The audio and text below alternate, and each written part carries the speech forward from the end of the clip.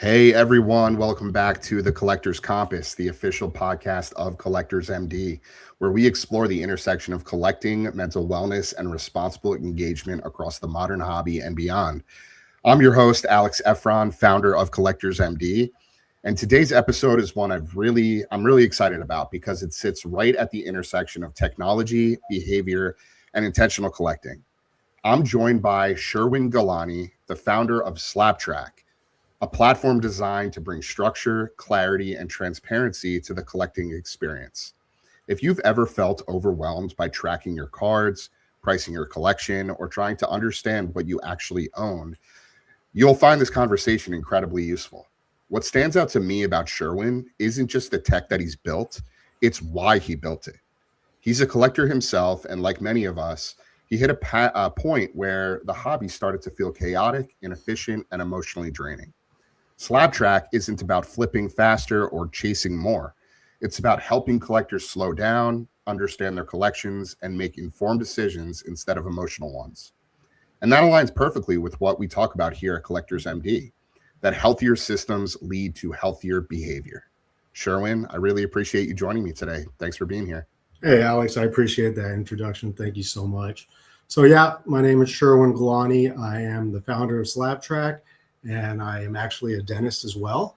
So, getting into a little bit about what SlabTrack is, what I like to say it is, it's the operating system for your trading card, your collectibles, essentially from rip to receipt. SlabTrack handles the entire life cycle. So once you scan it into the platform, it identifies it, tracks the pricing, and you're able to showcase it and able to list it directly to eBay. So this, for me, it just provides people with the better tools, more tools to give like a more informed decision as to how to treat your cards and what you want to do, your exit strategy. Just essentially giving everyone the tools that they need all in one location to be able to make the best decision for themselves. Yeah, that's awesome. And as you know, when I saw the app or when it popped up on my social feed, I forget exactly how I came across it. I knew I needed to reach out and schedule an initial conversation just to unpack the why and Yeah. learn all about it. And from there, we decided that it made so much sense just to bring you on the podcast and talk about a lot of the synergies between our movement and your platform. And it's relatively new, so it's also a great opportunity to just put it out there, let our intentional collectors know Yep. that it exists, and give them another option to collect with more intention. So with that, we're going to start with our first segment, which is the moment you knew the hobby needed structure. So I want to start at the beginning. What was the moment you realized the hobby needed more structure, that something was missing? So yeah, a little over a year and a half ago, I was gifted a case of 90 to 92 NBA cards. And at that moment, I fell right back into the hobby. Probably felt into the irresponsible parts. I just got addicted to ripping packs, just kept all sports, Pokemon, everything. And then it got to the point I'm like, oh man, I have all these cards. Like, what am I going to do with them? Right. So at that point, once I decided to like dive into this, it was about 2025. And I thought that there would already be tools and stuff for this that could easily organize, categorize, like all that stuff. I quickly found out there wasn't. I was diving back from app to app, and it felt like there was nothing that was like completely comprehensive that you can do all in one platform. Right. So then what really cemented it was when I went to the card show, it just felt like I was in a time capsule back in 2005. Like it didn't seem like it upgraded with the amount the hobby upgraded. And just that whole process, I just felt like I saw an opportunity that it needed to be improved and updated to 2025. This to me, it's like a 13, $14 billion hobby. It's absolutely exploded since 2020. So to me, it needs to be treated like an asset, like a stock. And that's what I'm trying to provide, all the information and all of that all in one place so people can make the best decision for themselves. Yeah, and what you developed is remarkable, really. I mean, it's really sharp. There are a lot of really cool tools, and I think components of the app that our audience, people within our community, will find really, really helpful. And I'm looking forward to unpacking that. But it was all centered around the fact that there was this lack of infrastructure within the Hmm. hobby, right? There's just so many moving parts. There's so many things happening all Hmm. the time, whether it be a product release, a card show, uh, you know, um, an event like Fanatics Fest or the National, which are more or less just glorified card shows. Yeah. But then there are all these different platforms and places that you can buy and sell, marketplaces. Hmm. There are different tools that you can use to you know track comps or research the history of a particular card. Hmm. A part of the problem is that there's just so much volume across the board. I mean, we Hmm. get into the different products, the different sports, the different Yeah. categories on sports, the Yeah. TCGs, the franchises like Marvel and Disney and SpongeBob and all of these different categories that have just Hmm. absolutely exploded over the last couple of years. And you end up with a hobby that is just too overwhelming for the average Exactly. collector to find, a comfortable entry point. And Hmm. so what I really love about, your platform is that it helps sort of consolidate that experience, organize it in a way, and keep things, all sort of in one central ecosystem, which I Exactly. think is really, really important for people again who are looking to collect with more intention, more clarity, more purpose, and not get sucked into or overwhelmed by Hmm. all the glitz and glamour, all of the just the craziness that is going on in today's modern hobby. So you've said before that the process, hadn't really changed in years, like things like the spreadsheets and the, Hmm. just getting values or comps, jumping between these different platforms. So what was really, broken about that system for you? For me, it was like the organization. It was that part, the manual entry, the tedious part that no one wants to talk about. Um, it seemed like it could have been automated. It could have been made to do quicker so you can focus on other things, whether you're a personal collector and have a small collection, or whether you're a bulk seller, you're able to focus on other things to help your business that you don't need to do the tedious stuff as much. That's what kind of started taking the joy away from the hobby, is like, man, I need to put this in an Excel spreadsheet. I need to drag the image, or this platform is not syncing with this platform. So honestly, it just, between juggling different platforms, it became more of a job than something I was trying to get back into and enjoy. Yeah. Yeah, and I want to touch on the infrastructure again, and probably be coming back to this Hmm. quite a bit. But again, just given how massive the hobby has become and how little infrastructure actually exists to Yeah. support people once they're in it, like you've got these platforms, the marketplaces, the breakers, the influencers, but Hmm. there's almost no education layer Hmm. explaining a lot of what's going on within these ecosystems, right? It's kind of Absolutely. wild when you think about it. This is a multi-billion dollar industry, but Yeah. there's no real onboarding, there's no playbook, there's no guardrails, right? So beyond just the sort of ethical components that we constantly talk about with the regulation and the safeguards and the lack of transparency, on the other hand, there's just no like rule book or guide to get Exactly. into the hobby, and most people end up just learning through this like trial and error, right? And Hmm. unfortunately that usually means losing money in the Hmm. process. You end up chasing hits, you end up burning out before you can actually comprehend, you can actually like understand what happened. There's Hmm. no real like separation between entertainment and financial risk. Everything is just framed as fun or content, but the Hmm. mechanics underneath are very real. And Yes. so that's where we saw the opportunity to enter this space, not to kill the hobby or the fun or slow things down, but to help it grow, in a healthy and sustainable direction. Things like education, transparency, and accountability, especially for the younger collectors, right? If you're getting in early and learning the right habits now, that actually puts you way ahead in terms of long-term, your long-term collecting journey, right?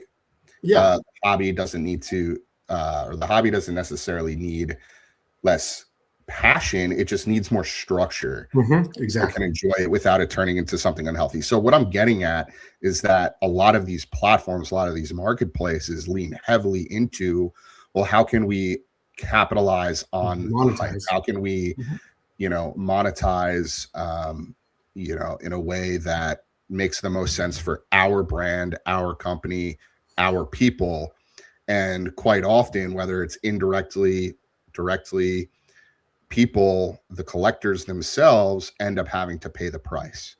So anytime we see a platform, an app, and I'll name a few that we've already met with and we've partnered with, the Smarter Collector, My Card Post, Card Ladder, Market Movers. These are all apps and platforms that sort of have this same mindset when it comes to the mission. We collectively want a healthier, safer, and more sustainable hobby for everyone. And I absolutely think that SlabTrack fits into that mix. And again, just, so great that we're bringing you into this fold and part of this conversation. Yeah. I mean, you said it perfectly, is the onboarding. There doesn't seem to be any onboarding. There's just FOMO. Oh, this Shohei Ohtani card's going wild. Let me get into it. But that's when you really can learn some lessons. You need to take a step back, look at it. This is an asset. This is an investment. What's my exit strategy? And just it deserves a game plan with how big the hobby and how much money is in it right now. Yeah, absolutely.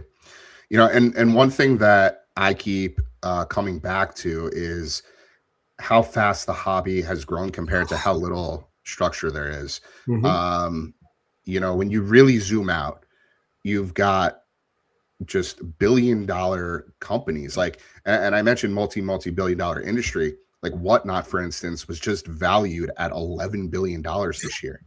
And we're not talking about the biggest players like Fanatics or Collectors, who owns PSA and now BGS and obviously SGC, amongst several other entities. These are like conglomerates, right? And again, like the lack of infrastructure drives this sense of emotional and impulsive behavior, right? And so that's where we come into the mix. We want to make sure that people have clarity, they have the tools and resources at their disposal so they can collect with intention. Do you think this whole lack of structure in the hobby contributes to that impulsive behavior? And if so, like, why is that? Yeah, I absolutely do. Because when you look amongst the different platforms, like you're saying, there is no structure. There is no reliable price point as what price is this, what price is that. So it just causes so much confusion. So that's why something I put into SlabTrack is just quick, easy links to different platforms so you can get a barometer as what is this place saying, what is that place saying.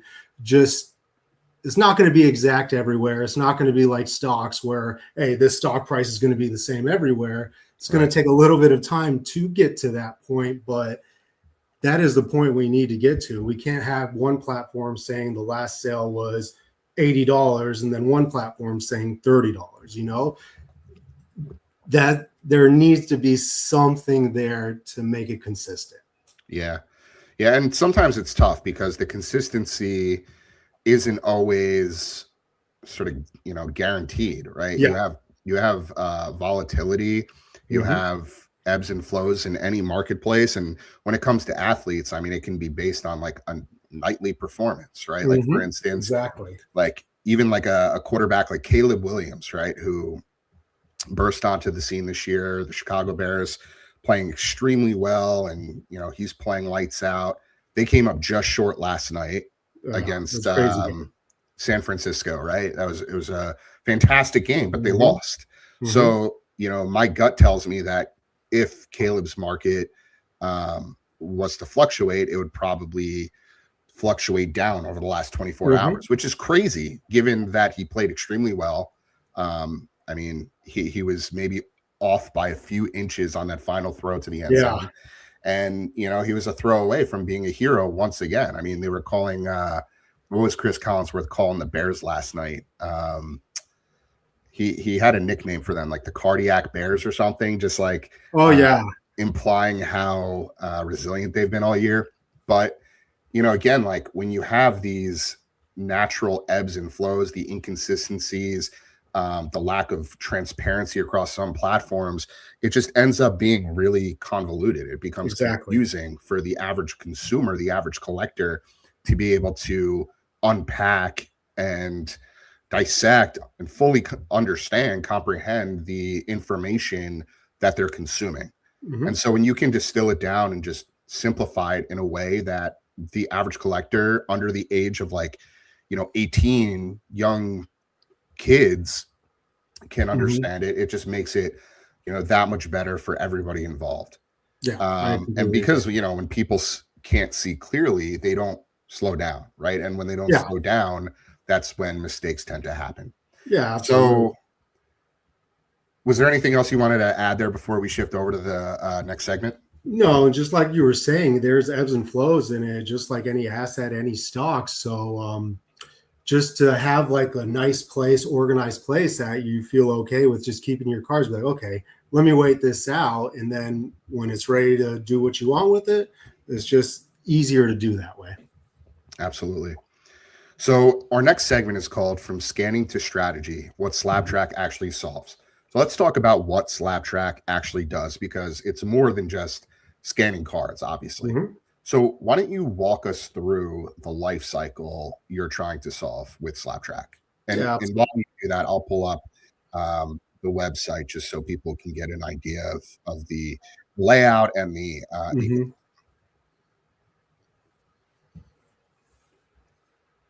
so you can go ahead. Oh, my bad. Yeah. So go ahead and I'll share the my bad. I thought you were putting it up. Yeah. So the main thing when I started building this is I wanted to build SlabTrack as a place to organize your collection, kind of make your card collection digital, and just a nice, easy platform that you're able to decide when you want to sell and whatnot.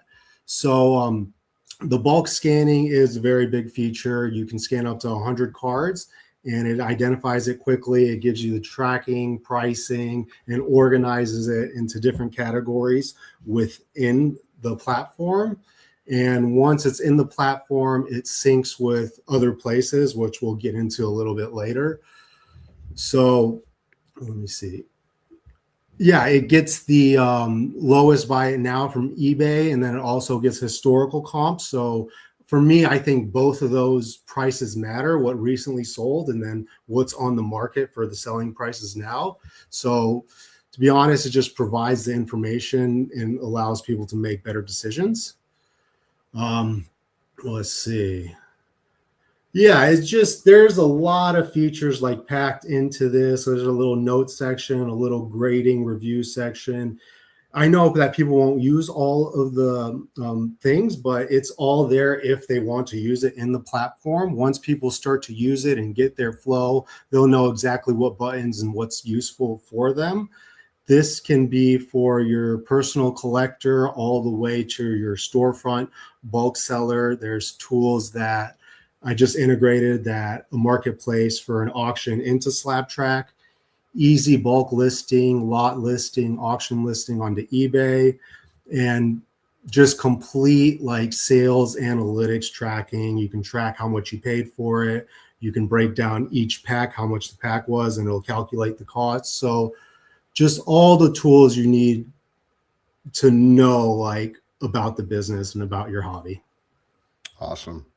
And then if people want to try it out, they can do so for free, correct? Yeah, do so for free. You get 100 free scans. You get 50 eBay listings. And we have a public showcase where you can take your cards from your personal collection and whatever you want to showcase, you get a URL for it. And yeah, just a lot of cool tools that I think people will find really useful. Awesome. Do you have any data around like, number of users and how I know it's super early on, so I don't want to, put you on the spot or No, anything like that, currently but we have 64 users. Um, Many of them, we get different usage from all users every day. So we're getting activity every single day. yep. Mainly the scanning and stuff. We've had a few people actually successfully list and post on eBay, and one other power tester has been doing the auction listing.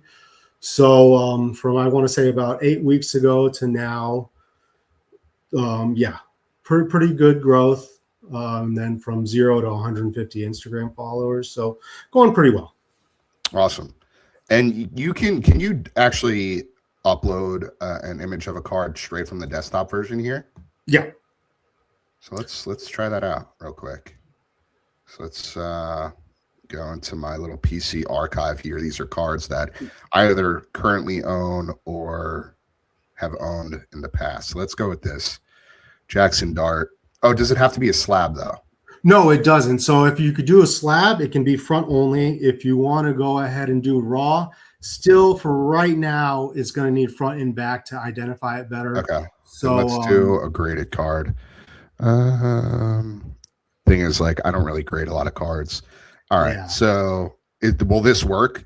Like a picture of it on a card stand? Absolutely. Okay. Yeah, absolutely. Click So scan. use Oh, example. no. That's going to use the example. Yeah. Scan card. Got it. So it's doing its little AI magic right now. Oh, three demo scans remaining. I haven't logged into my account or anything like that. I just want to showcase to users, sort of what the user flow looks like here. So it's saying card identified. It's a Steph Curry mosaic. It's a stained glass short. I don't even know if these were short print at the time, but from 2019 mosaic PSA 10. So from here, you can look at eBay, which I just clicked on, opened up another screen, but it's basically just all other PSA 10s of this Steph Curry stained glass that are currently listed on eBay. And right now there's only 2. There happens to be one at auction right now with 4 days left that's located in Hong Kong. And then there's another one with an asking price of $999.99 with 46 watchers actually. But then from there, you can also look at sold listings. It looks like the last real comp was like around 590, 600. But this is really cool. And then when you click on view full details, that takes you to another page with some more specific. Yeah, and if you actually do it in the platform, it unlocks everything on this. So basically, it has a way in there to quickly identify the card if it's like a different parallel or something. Basically, It's the eBay current sales in the platform. Got it. Yeah, this is really cool. And so a question that I had for you. So let's say you're a dealer and you'd like to scan more than 1,500 cards a month. Is there an option to do that? There is going to be a higher plan. It'll obviously be a little bit more money, and it'll be more focused for those bulk sellers or storefront people. And there will soon be, it'll either be $39.99 or $49.99, just because the amount of scans. I mean, the scans, it's AI does a beautiful job. It scans it, identifies it very well, but there are still costs associated with that. So, but I think that once people see the use of it, that they will see that it'll be worth it. Cool. And then what is this NFC integration? Can you talk a little bit about that?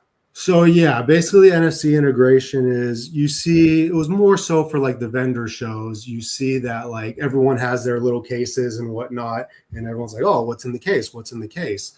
So through the platform and through an NFC app and the stickers, I just essentially put the NFC sticker on the case or on any card, and then people can just easily tap their phone to it and see the entire collection of what's in that case. Or if it's on a card, they can scan the card with their phone, just tap the card with their phone and see like information about that card, past sold, if it's on sale again. So essentially just a way to showcase your cards quickly. Awesome. Very cool. Well, we'll talk a little bit more about SlabTrack here in a sec. I'm going to just stop sharing my screen. There we go. Cool.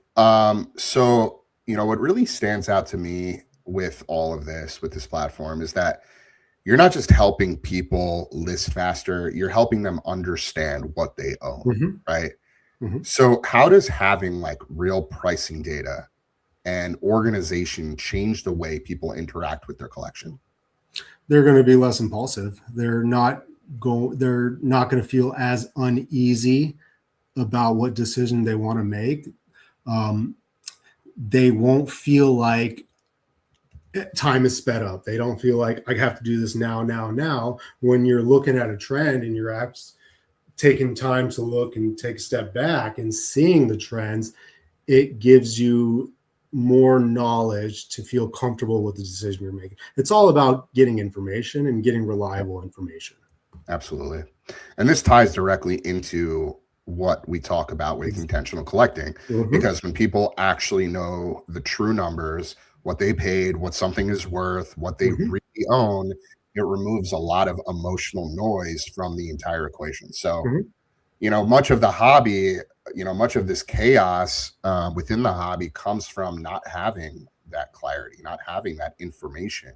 When you don't know what you're truly spending, or when you're not tracking what's coming in versus what's going out, everything just starts to feel heavier and more overwhelming than it has to be.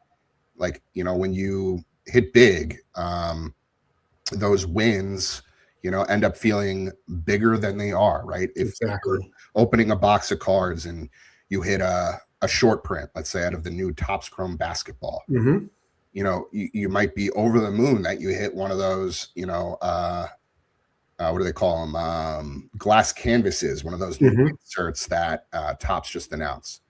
But then you find out after the fact that the card is actually worth a fraction of what you paid for the box. Exactly. Right. So these wins feel bigger than they are. And then the losses feel even more painful than they should. And decisions start getting driven by emotion instead of intention. Once you have that visibility, things slow down in a good way. You're not chasing as hard. You're not just reacting to hype or a big hit. You're making decisions from a grounded place, not from adrenaline or FOMO. And that's really what intentional collecting is all about. It's not about collecting less per se. It's just about collecting with awareness, knowing your limits, knowing your goals, knowing why you're buying something before you go ahead and click purchase. And when people have that clarity and that information, it just changes everything. The hobby feels lighter. It's more enjoyable. It's less stressful. You stop feeling like you're behind or trying to catch up, and you start feeling like you're actually in control of collecting again.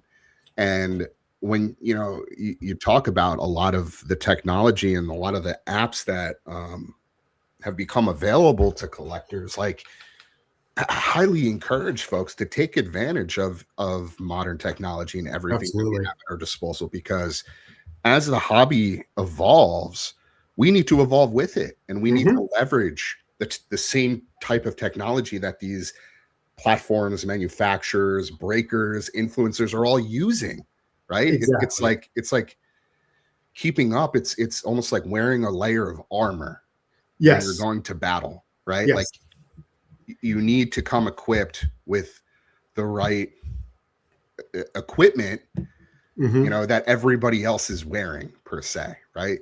Otherwise, you're just going to fall behind and you're going to get lost in the chaos. Yeah, and that's what I'm proud of, like SlabTrack. I mean, to me, it feels like enterprise product, whether you're a small collector or whether you're a bulk seller and everything. Yeah. And you started out perfectly. You need to know your why. Why are you purchasing that card? Is it your personal collection? Is it something you think you're going to flip medium term, long term? And then after you know your why, it's all about organization.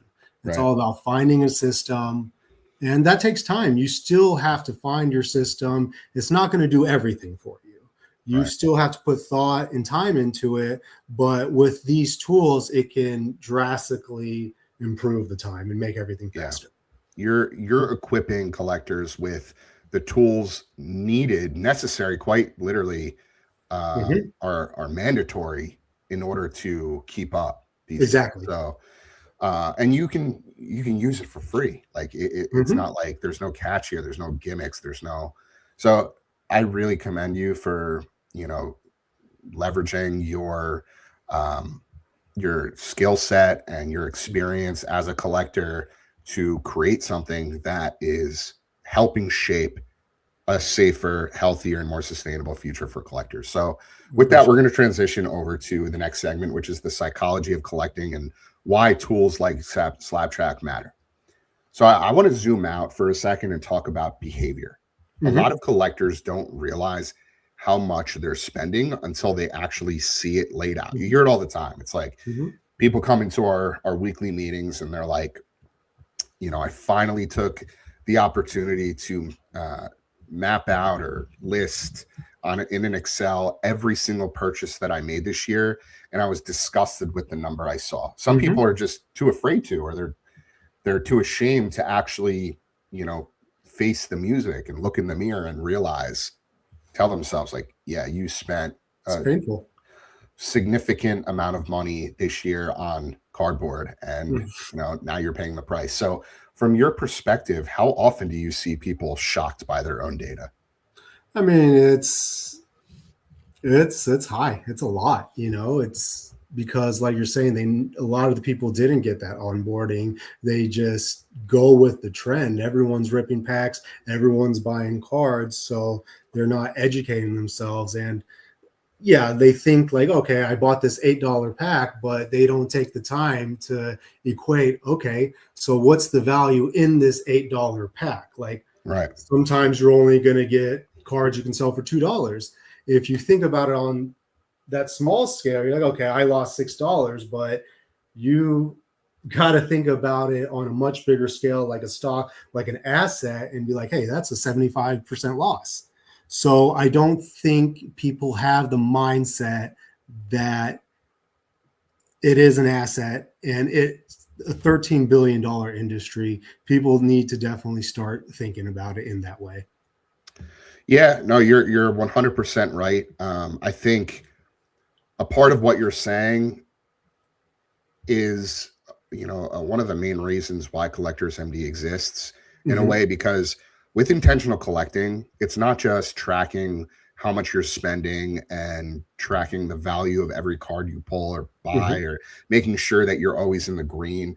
It's about stripping away all of the monetary value and all these bells and whistles that have been added to the art of Yeah. collecting, Yes. right? And go back to a day and age where you bought a box of cards because you were buying what was inside of the box, right? Not what Mm-hmm. could be inside of the box. Mm-hmm. You were happy with whatever you got, whether it be, Yeah. you know, several packs of just base cards where you're trying to complete a set, or you were, you know, just chasing the base version of your favorite player or your Mm-hmm. favorite rookie. Now it's just all manufactured scarcity and manufactured hype, right? And Mm-hmm. so because of that, people are only looking at dollar signs and they're not looking at, wow, I actually really like that card. I like that player. I don't really care how much it's worth. Mm-hmm. You know, it could be worth $5, it could be worth $5,000. It still means something to me because I Exactly. like it. It Exactly. fits my collection, it fits my persona, it fits my story, it fits my collecting journey, Mm-hmm. right? So that's what we're trying to reinforce. And I know, you know, some of it might sound like unrealistic or canned or cheesy. Like, you know, let's be real. Like at the end of the day, many collectors are really in it primarily because it's an alternative asset for them, Mm-hmm. where, you know, they want to take some of their money they're going to invest in and do so with something that they are passionate about, like Yeah. sports, right? Absolutely. And so we see both sides, but at the same time we also want to reinforce that it's not, at the end of the day, it's not all about, you know, the value of the cards you're hitting. So if you go out and you treat yourself to a $500 hobby box and you hit Yeah. an incredible card that of your favorite player and it's only Mm-hmm. worth $100, and that's all you really get back on the box, but you're happy with that card and you enjoyed the process, the experience, and you spent within your means, and you didn't chase and say, well, I didn't get back my full value here, I got to go back to the LCS and pick up another box. Yeah. Like, that's what we're trying to bring back into the hobby. Yeah, exactly. Yeah, I mean, that's definitely the goal. It's with how much more popular it's becoming, how it's expanding, and honestly, some people are getting priced out of packs and boxes. So it is a challenge. It's going to be a challenging road to get people back to that. Yeah. Yeah, it is. It's almost like rewiring the way collectors were trained to think, and they were, sort of subconsciously trained by social media, exactly. They want that quick. They want the quick, like, dopamine rush. It's the power of marketing is really what it comes down to. Yes. I was in advertising and marketing for 13 years before I founded Collectors MD. So I understand the nuances of, how to capture somebody's attention by pulling their heartstrings, by tapping into certain parts of their brain where, they feel a sense of, like, urgency. I need this. If I don't grab this right now, I'm going to completely miss out. Right. And we see it all the time. We see it during specific seasons, certain events. I mean, Black Friday, Cyber Monday, holiday season. Right now, we're in the absolute thick of it when it comes to that type of advertising and marketing. So, it's just really about sort of rewiring our brains and the way we approach collecting, right? Yeah. And it's not about shaming anyone. It's just about education and awareness. Like, so do you think having structure and visibility actually helps reduce, like, a lot of this compulsive behavior? Oh yeah, absolutely. Absolutely. When you have the structure and you have a game plan and you feel confident about what you're seeing and you feel educated, you're going to look at it and you're going to want to make the right decision, and you're going to have more tools to back up why you made that decision. It's with anything you choose to want to get good at, you got to educate yourself. That's the number one thing. And you need tools that support that. Right. Yeah. And people don't need more willpower. They just need better systems. Patience. Right. When the system slows you down, it gives your brain time to catch up. Right. So with that, we're going to transition over to our next segment, which is the business of the hobby and where it's headed. So you've got a front row seat to where the hobby is heading, right? Yeah. What do you think the average collector doesn't realize about how fast things are changing, especially from a technological standpoint? Yeah, I mean, I don't think they realize that this isn't just a fad, that you see what the big names are doing, you see the money they're putting into it, you see what they're making, is that this is going to go a long way. And I think it's powered by, like, my generation. This is like, we used to do this and collect these for the passion and for what we enjoyed. And now we're kind of like bringing it back. Right. So when it first started, 2020, I was a little skeptical. I didn't jump into it as hard as I probably should have. But now I'm just see that what all the big names are doing, that this is here to stay for a while. Absolutely. Yeah. It's scary because the idea of, like, the unknown, not knowing what's going to happen with certain things, right? Yes. Like this Fanatics takeover that is now officially underway. We don't know the direction it's going to go in with both the NBA and NFL licensing and what that'll mean to the hobby as a whole, right? A lot of us, especially those that got back into the hobby, early on in the pandemic, like myself, all we really knew was, like, Panini basketball, Panini football, like all of the iconic case-it inserts, kabooms, downtowns. Those might still exist in some capacity with, the unlicensed product, which I'm sure Panini will continue to pump out. But we've really turned a corner in terms of, the the ownership, the overall, ownership and who's in charge of this industry now with Fanatics. And Yeah. there's a lot of things going on behind the scenes that are up in the air. You hear about these class action lawsuits and people Yeah. just disgruntled with redemptions and the experience within these platforms, Fanatics Live, whatnot. And there's still no regulation, there's no Exactly. guardrails. That's something we're advocating for.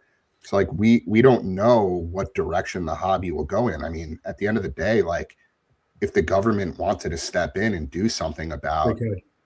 yeah, the gambling like mechanics, if somebody with enough power, enough money was to come in and say and look around and say, this is crazy, this is Hmm. complete chaos, we're shutting this down. Like, does the hobby just go away overnight? I don't know. Like, is it like too big to fail? Is it at that point with collectors and Fanatics and whatnot, and all of these big players now with just endless amounts of money?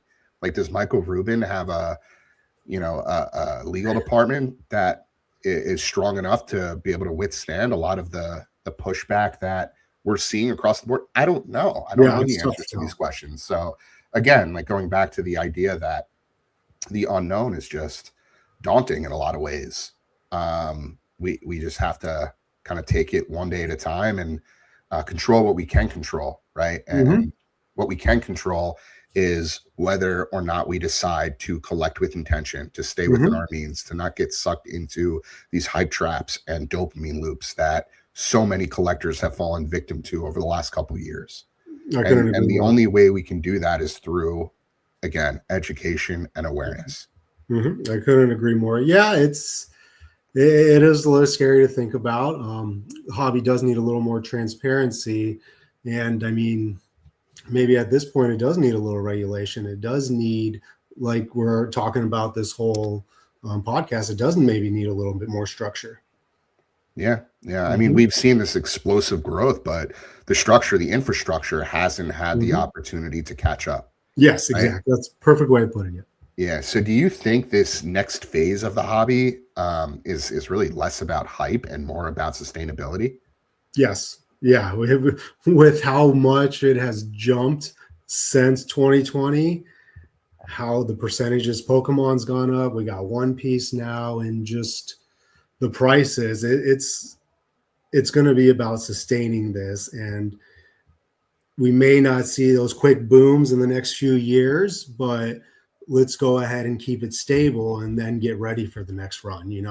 Yeah, Hmm. it's interesting because the more we talk about these things and say, people are just getting hit over the head left and right by these releases and the box Hmm. prices. I mean, the Breakers Delight format of Topps Chrome Basketball is north of $2,000 now. I'm seeing some break groups and card shops charging as much as like $3,000 a box It's for like wild. 10 cards. It's insane. And we're not even talking about the first day issue there. Topps's version of Panini's first off the line that they sold at Dutch auction, which, I didn't after know the that. fact, yeah, it was going for like upwards of $3,500, $4,000 a box. I mean, the Jesus. prices of boxes have just gotten out of control, right? We're talking about Topps Chrome. It's not a high-end product. It's a Exactly. flagship product that, really should only cost $300 at most But for like a you hobby say, jumbo. it's the marketing. It's the marketing of pulling that card, Right, pulling those selective cards that right. They've made doing it a good job. possible. Yeah, they've made it possible now with the cards that they're actually putting into the set, like these gold logo men and the debut patches. Hmm. They're taking advantage of the fact that Fanatics has these partnerships with the league, so they can, and the jerseys too, the apparel, Hmm. so they can work with the NBA, work with Nike to make sure that all of the award winners from the prior year Oh yeah. have gold logo man on their jerseys. And then they also are able to control where that jersey ends up after the game. They make Yep. sure that they can now obtain that jersey, cut out the logo man, put it inside of a card, then put it inside of a box.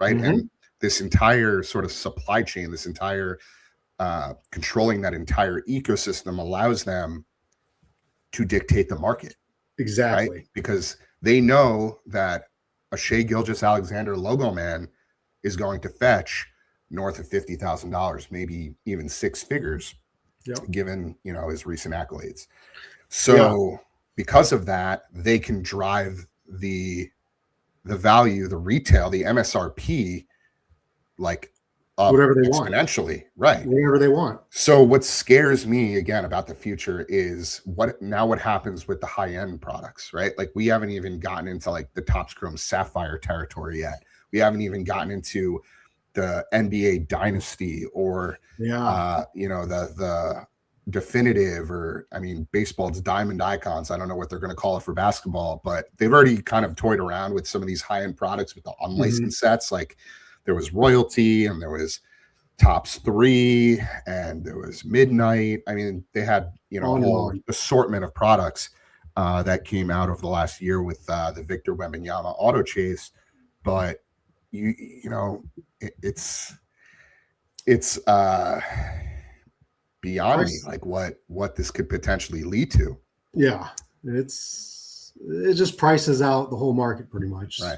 Really we haven't even gotten into the NFL licensing yet. So like realize that Prism football has always been 2 to 3 times more expensive at box price than Prism basketball. And you know, that could be because of the formatting. It could be because quarterbacks just tend to sell better than some of the NBA superstars. But if we see that same sort of formula, that same sort of format carry over to Fanatics and Topps, then we're going to be looking at like $7,000-$8,000 hobby boxes for Topps Chrome football, which is just it's mind-boggling. Is really what it is. Let's hope it doesn't get to that point. Yeah, we'll see. Again, time will tell. The collector, the average collector, has already been priced out, like you said, 100%. Unfortunately. And so, where does that leave, you know, the hobby? Where does that leave the current state of the hobby? I mean, you have like folks like Kevin O'Leary and Shine. I mean, Shine is actually a friend of the movement. He is a supporter and somebody that I've known for quite some time. These are individuals that just play in a different stratosphere in terms of like the high-end markets, right? Like they're creating this, what are they calling it? Wonder Shine Index, where they're basically trying to position the sports card hobby as its own asset class and then create like this index of cards that, you know, are worth upwards of $1 million a piece, and then like basically display them in a museum of sorts. And by doing that, that's going to generate more, you know, I don't know, revenue opportunities and market share, all like the financial jargon. But like that is that even considered part of the hobby? Because we're not talking about even like the high-end collectors anymore. We're talking about like the next level, people who are millionaires, billionaires who want to get into this space. Yeah, I mean, that's a completely different ballgame. There's always going to be that in like any different industry, but hopefully it's not taken advantage of at that level. You know, we just need some consistency throughout, need some structure. So it's interesting, and there's no really way to answer or respond to that. Yeah. Again, like we're not sorcerers. We don't have a, you know, a magic, what is it called? The Magic crystal ball that they use to predict the future, but time will tell. So where do you see platforms like SlabTrack fitting into this sort of dystopian future that we just kind of outlined? Yeah, I mean, I see it as SlabTrack is turning your collectibles as digitalized, so you can look at it wherever you want on the go, and just providing that structure, that organization to allow people to have the tools to track their pricing, track their cards, and to learn from each card. There's a lot of valuable tools that can be learned from this hobby that can be applied to many other aspects of life. Mainly being like patience and organization. So just allowing that organization and taking away the tedious stuff so you can focus on other things. Yeah. Yeah. Well said. I mean, I'll say, I'll sort of illustrate this one more time, but I just think about it like being prepared for battle, not in the literal Yeah. sense, but in terms of the mindset and the equipment. Like you wouldn't Yes. walk into something unpredictable without understanding the terrain, right? Exactly. With knowing that you're up against, no, without knowing what you're going to be up against or having the right tools or weapons at your disposal. And the Mm-hmm. hobby is kind of the same way now. I mean, things are just moving fast. Um, the price swings are insane. The trends come and go. Yes. Platforms change rules. New products drop every day. And if you're Mm-hmm. not prepared, if you don't understand how the systems work, you're basically walking in completely blind. And when that happens, that's when emotion takes over. And that's where being equipped really matters. Knowing your Yeah. numbers, understanding the risks, having the boundaries, knowing when to engage and when to take a step back. Mm-hmm. Those are your tools. Mm-hmm. They're what protect you when the hype is loud and the pressure is just too high. And the thing is, like, being prepared doesn't mean being paranoid or defensive. It just means you're being intentional. You're not Yeah. reacting to every signal or chasing every opportunity. You're moving with purpose. You're protecting Mm-hmm. yourself. And in a lot of ways, the hobby today demands just more awareness than it used to. If you don't Oh, come 100%. in equipped, you can get overwhelmed and pushed to the curb so quickly. But when Mm-hmm. you have the right tools, knowledge, discipline, perspective, along with the right apps like SlabTrack, you're able to enjoy it for what it's supposed to be without getting pulled into all of that chaos. That's really the goal. It's not to fight the Absolutely. hobby or to generate negativity or be pessimistic, but rather to be prepared enough to navigate it without losing yourself in the process. Yeah, I completely agree. It's the tools just provide you to be able to get educated on that, but you want to be well equipped. I mean, it's an industry that's booming. Yeah, yeah. You have to be equipped. You have to be knowledgeable. You have to be educated. Yeah, All completely right. agree. So we're going to transition over to our final segment, which is responsibility, balance, and healthy collecting. So, one of the things that I respect most about what you're building, Sherwin, is that it isn't designed to push people to spend more. It's Mhm. designed to help them be more intentional. So, what does a healthy relationship with collecting look like to you? It's that you know the trends of the card, you know you have a good exit plan, you know why you're purchasing the card in the first place, whether you think the player is going to be a quick trajectory and a quick flip, or it's someone that you really enjoy and is just for your personal collection. Just essentially just being equipped with the tools and to be comfortable with making the decisions. It's just education. For me, it's being as educated as you can to make the best decision. Right. And when a newcomer comes in, like a young kid, let's say, and they're Mhm. just under the assumption that the sports card hobby, the TCG hobby, they're really like considered by outsiders, by people, the outside looking in, as Mhm. something that's juvenile, right? It's something that's rooted in childhood, rooted in nostalgia. And I think that a lot of these platforms and manufacturers are taking advantage of that. They Yes. know that people feel that way, and so they make it overly complicated. They confuse Mhm. things in a way that causes people to make impulsive and emotional decisions. Yeah. There's no So, standardization. so how do we do a better job collectively of, again, equipping young collectors, young, uneducated, and impressionable children who are getting into the hobby with the right tools and resources? I mean, that's going to be the challenge because, like we were talking about before, is the marketing and what they're marketing towards. Pull this one card, pull that one card. It needs to be onboarding with intention, like what you guys preach and everything. It can't be just directly jumping into the hobby buying packs. They need to have a little bit of knowledge beforehand. Um, and yeah, with the quick instant gratification, especially with kids. They always have a phone, they always have an app. That's the challenge, is to try to relay that to them, the organization, the patients, and everything. So it's definitely an uphill battle, but if you do have the tools that make the tedious part quicker, I feel like you're able to learn more about those parts. Yeah, I couldn't agree more. There is another layer to that I want to talk about Mm-hmm. real quick, and that's the guardrails, right? The safeguards, the Mm-hmm. age gates.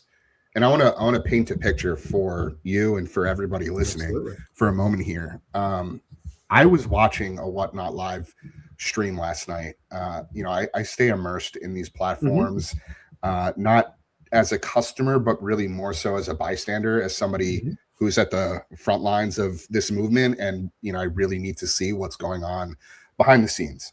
So I'm watching one of the biggest single sellers, or not single sellers, but personal sellers on Whatnot. This is somebody who sells hobby boxes Mm-hmm. by the case, by the single box to people. And rather than it being like a break format, they're just opening personal boxes for people, right? Yeah. So this guy, I'm not going to say his name, he's got over 1,500 people on the live.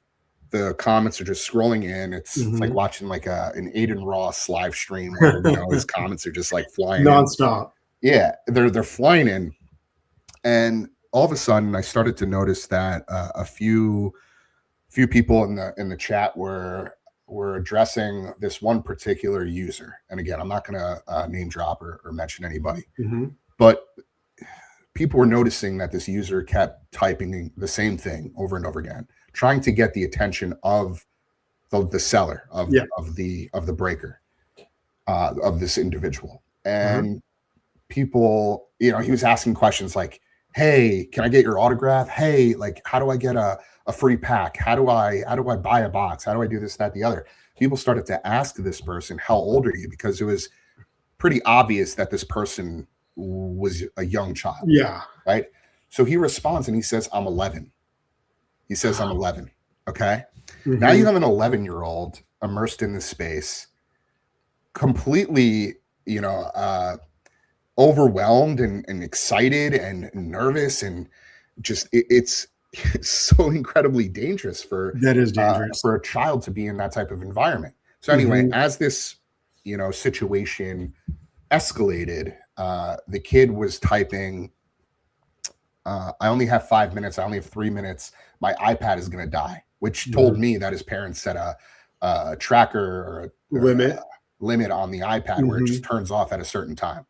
Right. So he's like, please, like, just shout out my name, or, tell me how to buy a box so you can shout out my name.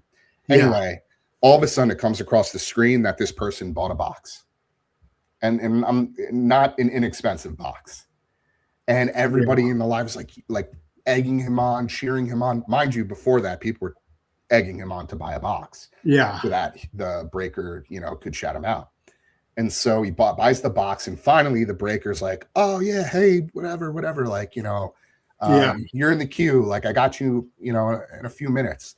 And the kid's just like, what did I buy? Is this me? Am I up now? And he had no idea what was going on. He was just navigating the app, trying to figure out a way to get the attention of the breaker. Mind you, he had just purchased, I don't know, $300 box.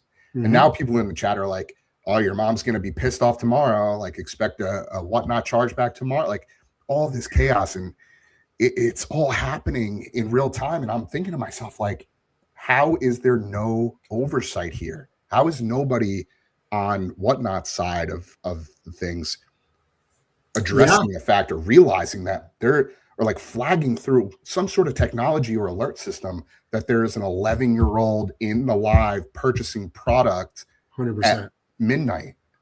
Like, so that sort of thing happens all the time. That's just one example. And the reason why I felt like it was so important to sort of illustrate that entire scenario is because, again, it's just happening more and more often. You hear these horror stories. I heard that there's a lawsuit up in Massachusetts with this one kid who just, got access to mommy and daddy's credit card information. And next thing they knew, they ended up with a $70,000, monthly statement. all from Whatnot or Fanatics. And now they're suing, Fanatics for negligence, or, for the fact that they were able to give access to a young kid. Yeah. So this is just stuff that is going on behind the scenes that a lot of people just don't know about or aren't talking about. And it's a major problem. And it's something that needs to be addressed very, very fast. Yeah. I mean, even the first time I tried to navigate Whatnot, it was confusing for me. Like, it's not a simple process. There is no onboarding. And yeah, that kind of takes away from the community feel when it's like that. And that's what we need to get back to, not just chasing that one special card. That this card is the communication and that community. Yeah. And if you're a kid and you just want to be involved in like something that all kids were involved with at some point in their childhood, in their youth, in their adolescence, then they shouldn't have to enter this, dangerous environment, this digital environment and go through that whole process in order to feel that, in order to experience that. It seems a little like the wild, wild west out there. Exactly. We have to, there has to be real change implemented. People need to start paying attention to this though, because it's an epidemic and it's only going to get worse if we don't, start speaking up and making real change. Completely agree. And, we say this a lot at Collectors MD. Guardrails aren't anti-hobby, they're pro-collector, right? Yeah, it's so the hobby can sustain and continue growing. Because if there's no guardrails, there will be a big drop. This hobby has too much money in it now. Yeah. Structure actually protects enjoyment in the long run. Exactly. And 100%. The platforms and the manufacturers can start to see that and acknowledge it and actually make real, tangible changes, adjustments, shifts. It's only going to be better for the greater good. So hopefully we start seeing that soon. Hopefully some of these folks start paying attention to these types of conversations, and hopefully more people join us in this movement as we continue to push forward. So with that, we're going to shift over to our rapid fire reflection round. I'm going to ask you a question. You're going to hit me with the first thing that comes to mind. You ready? Awesome. All right. So one habit every collector should build. Organization and patience. The biggest mistake, organization. The biggest mistake you see collectors make. FOMO, chasing that one card that's marketed heavily. A feature in SlabTrack you're most proud of. The turning it digital, just the organization that people really enjoy viewing their cards on the platform. One thing collectors underestimate about their own behavior. That the time spent and what actually takes into like purchasing card and what you're doing with it. What does intentional collecting mean to you? That you are educated and you are making the moves with a purpose and that purpose. One tool you think every collector should be using? SlabTrack. What excites you most about the future of the hobby? It brings me back to like my childhood and growing up and collecting. It's just, I know we're turning this into a little bit of digital, but just having that card on you just gives you a good feeling.